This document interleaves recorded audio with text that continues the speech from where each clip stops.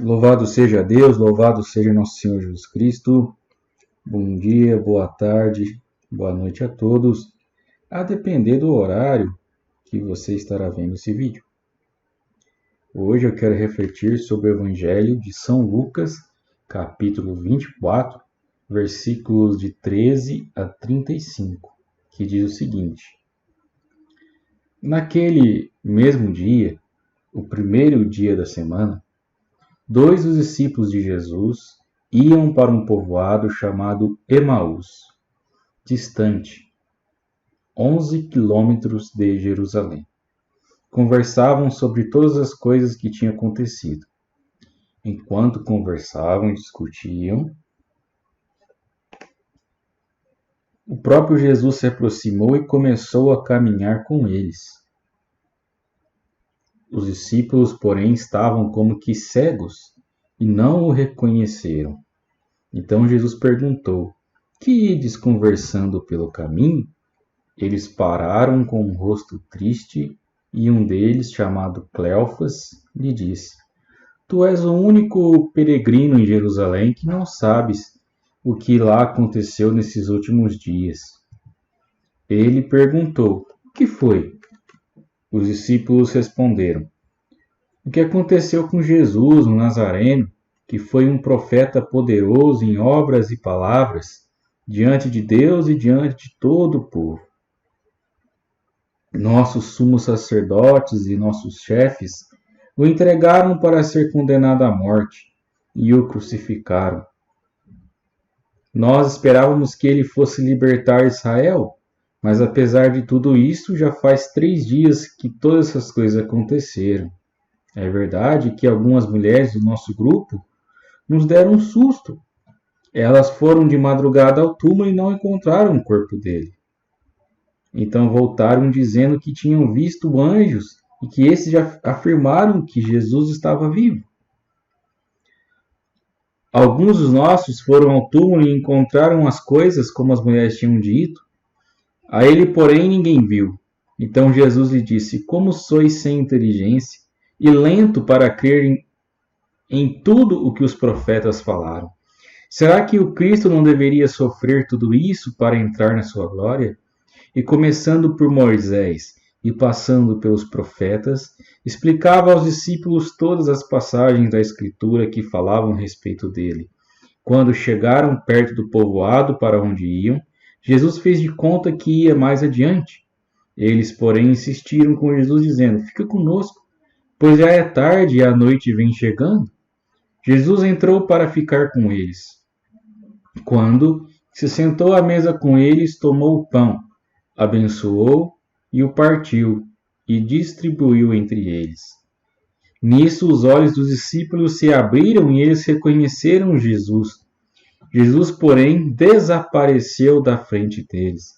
Então um disse ao outro: Não estava ardendo nosso coração quando ele nos falava pelo caminho e nos explicava as Escrituras? Naquela mesma hora eles se levantaram e voltaram para Jerusalém, onde encontraram os 11 reunidos com os outros, e estes a confirmaram: realmente, o Senhor ressuscitou e apareceu a Simão.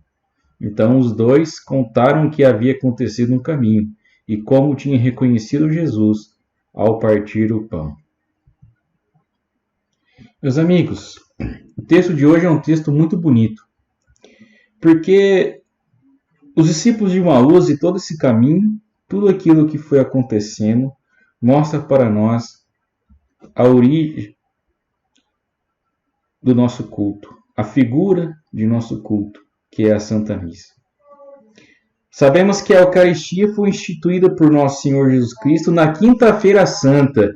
Foi na Quinta-feira Santa que o Senhor instituiu a Santa Missa, para fazer em memória dele e tornar-se presente diante de nossos olhos o Calvário.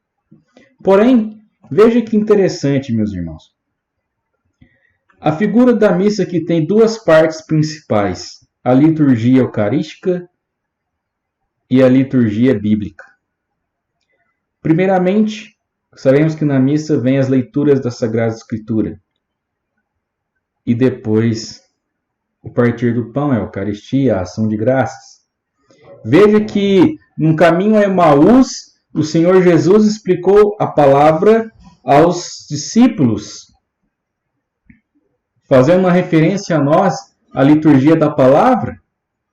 E é importante lembrar que pelo livro da Didaquê, sabemos que a missa era celebrada desde o primeiro século.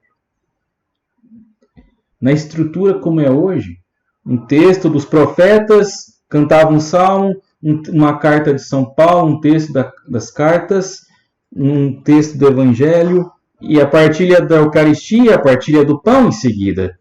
Por isso é importante entendermos que nosso Senhor Jesus Cristo, nesse caminho de Emaús com os seus discípulos amados, ele já configurou a missa para nós.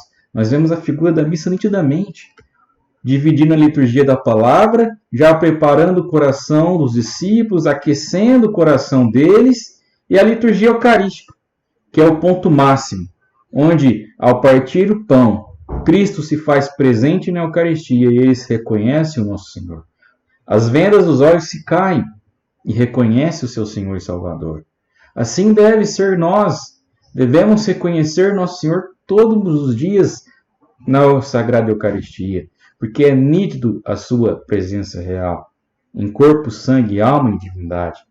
E veja que Cristo se apresentou a eles como um remédio contra toda tristeza, contra toda dor e sofrimento, porque eles estavam cabisbaixos, eles estavam tristes porque o seu Senhor tinha morrido. Eles ainda não tinham compreendido a ressurreição de nosso Senhor. Mas eles mesmos falavam que, após reconhecer o Senhor, perceberam que o coração deles se aquecia. Assim é o amor de Deus em nosso meio. A nossa esperança não é enganada nunca, conforme São Paulo diz na sua carta aos Romanos, capítulo 5, versículo 5, porque o Espírito Santo nos dá testemunho e é o próprio amor de Deus que enche o nosso coração, que nos dá força para seguir a caminhada.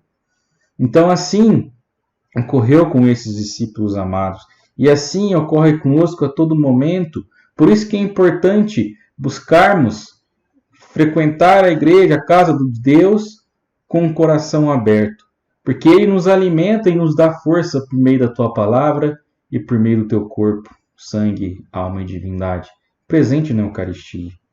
Cristo nos dá força nesse mundo tão conturbado em que vivemos, de tantos poréns, de tantas correntezas que vão contra nós, que tentam nos derrubar na caminhada da fé. Cristo nos dá força para lutar contra o mal.